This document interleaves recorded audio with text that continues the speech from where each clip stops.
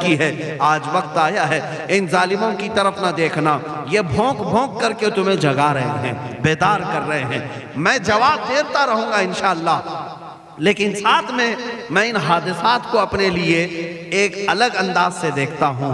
اگر کوئی کتا کسی مندر کے گوفے میں بیٹھ کر بھونکتا ہے اور میرے نبی پاک کی عظمت پر حملے کرتا ہے تو درد تو ہوتا ہے، لیکن ساتھ میں عقیدہ بھی تو ہمارا یہ ہے، رہے گا یوں ہی ان کا چرچا رہے گا، رہے گا یوں ہی ان کا چرچا رہے گا، پڑے خاک ہو جائیں جل جانے والے۔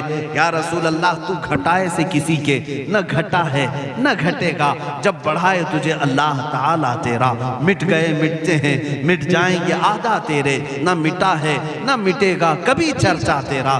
یہ کتے کتاب لکھ کر کے کہتے ہیں محمد عربی کا چرتر، ان کے اخلاق ان کے کردار برے تھے، اور ایسی کوئی چیز نہیں ہے اسلام میں جس سے امپریس ہو کر اسلام قبول کیا جانا چاہیے۔ محمد صلی اللہ علیہ وسلم کے نام کو اسلام سے ہٹا دینا چاہیے۔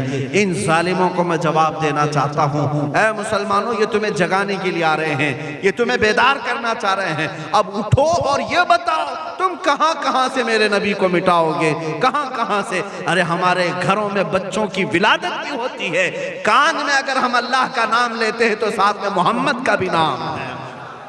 ہمارے بچے جس دن اس دنیا میں آتے ہیں اذان ان کے کانوں میں دی جاتی ہے تو اللہ کے نام کے ساتھ محمد کا نام بھی آتا ہی ہے۔ ہماری اذانیں، ہمارے نماز کو بلانے والی آوازیں، تم کیا مٹا پاؤ گے محمد عربی کے نام کو؟ یہ ہزاروں نہیں کروڑوں اذانیں بار بار دن میں دے دے کر کے یہ بتاتی ہیں کہ تم واللہ محمد عربی صلی اللہ علیہ وسلم کا ذکر تم کبھی الگ نہیں کر سکو گے۔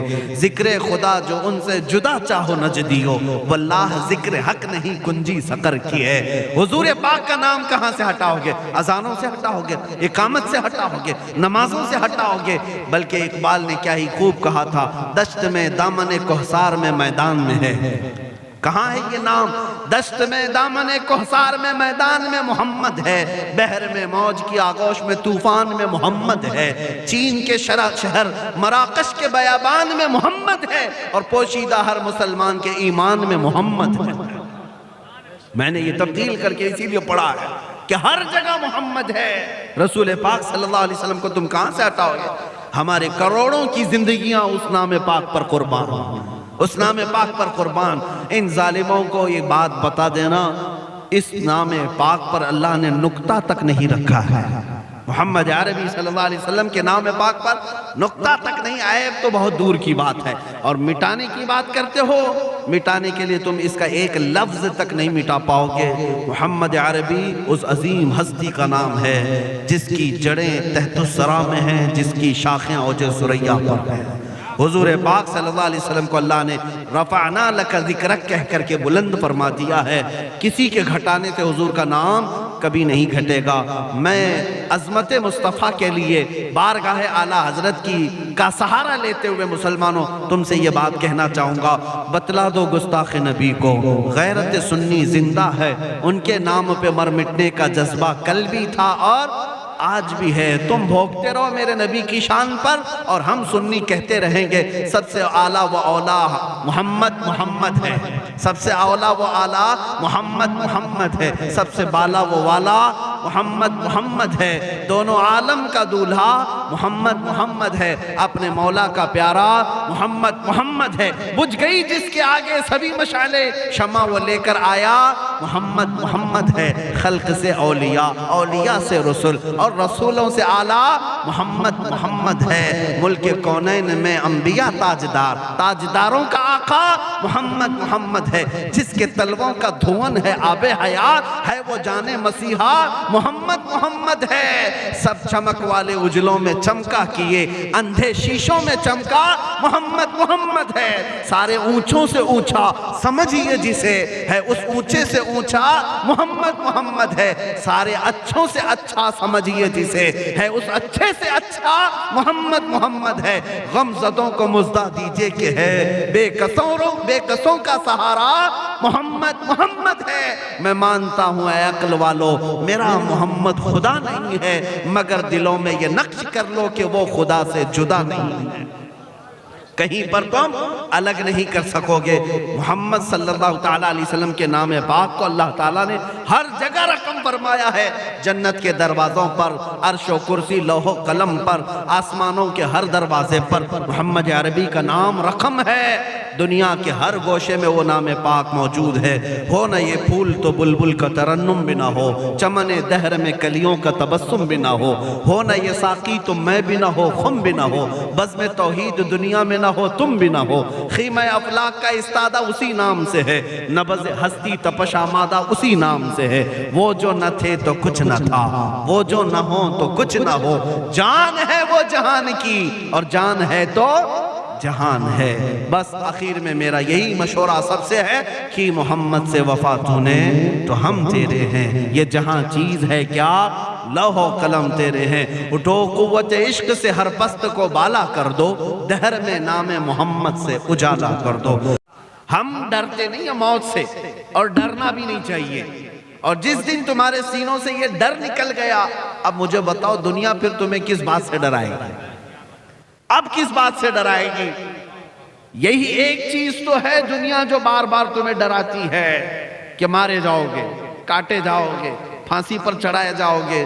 اور محمد عربی کا غلام جب خوشی سے ان باتوں کو قبول کرتا ہے تو دنیا کے پاس اس سے بڑی سزا کوئی ہے ہی نہیں، اس سے بڑی سزا کوئی ہے ہی نہیں۔ یہی میں چاہتا ہوں اے مسلمانوں، اپنے سر ہتھیلیوں پر لے کر جس دن تم نکلے، پھر دنیا تمہاری حقیقت کو پہچان لے گی کہ جس کو اقبال نے کہا تھا، نکل کر کے صحرا سے جس نے الٹ دیا تھا تخت روما کو، تخت روما کو الٹ دیا تھا۔ روم سپر پاور کا نام ہے۔ حضور کے زمانے میں دو سپر پاور تھے، جیسے آج امریکہ اور رشیا ہے، ملک روم اور ملک ایران۔ روم کے بادشاہ کو قیصر کہا جاتا تھا، ایران کے بادشاہ کو کسرا کہا جاتا تھا۔ یہ سپر پاور طاقتیں اگر کسی کے زیر نگی ہوئیں تو یہی صحابہ ہی تھے۔ صحابہ جو دیہات کے رہنے والے، پیوند لگے کپڑے پہننے والے، بغیر چپل کے راستے پر چلنے والے، چند کھجوروں پر پورا دن گزارنے والے، لیکن جب نکلتے تھے روما کی سلطنت کو بھی الٹ دیا، کسرا کی سلطنت کو بھی الٹ دیا۔ دونوں سلطنتیں خاک ہو گئی، مصطفیٰ کریم کے غلاموں کے قدموں میں آ گئی۔ اور اقبال کہتا ہے، نکل کر کے صحرا سے جس نے الٹ دیا تھا تخت روما کو، سنا ہے قدسیوں سے میں نے کہ وہ شیر پھر ہوشیار ہوگا۔ سنا ہے قدسیوں سے میں نے کہ وہ شیر پھر ہوشیار ہوگا۔ اور میں آج ہر علاقے میں جا کر کے دیکھ رہا ہوں رسول پاک کے یہ شیر ہوشیار ہونے لگ چکے ہیں۔ انشاءاللہ العزیز جس دن یہ شیر بیدار ہوں گے پھر کروڑوں کی نیندیں بھی حرام کر کے رکھیں گے۔ کیوں؟ جن لوگوں نے اب تک ظلم اور بربریت کا ننگا ناچ ناچا، ان کا بھی تو ایک انتم وقت آتا ہے، ان کا بھی تو ایک اینڈ ہونا ہے۔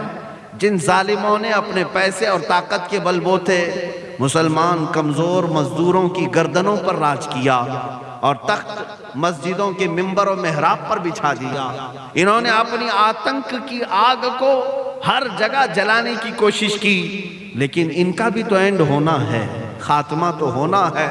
اور یہ مت سمجھنا، اس انتظار میں نہیں رہنا، اتنی بڑی طاقتیں ان کے پاس ہیں، ان سے مقابلہ کرنے کے لیے ہمارے پاس کتنی بڑی طاقت آنی چاہیے، کتنی بڑی تیاری ہونی چاہیے۔ میں اس کا قائل نہیں ہوں، میں رب ذوالجلال کی ذات پر اس بات کا یقین رکھتا ہوں کہ نمرود سے بڑا طاقتور کوئی نہیں تھا اس کے زمانے میں، لیکن مولا نے اس کو ہلاک کرنے کے لیے بڑی فوج نہیں، صرف مچھر کو بھیجا تھا۔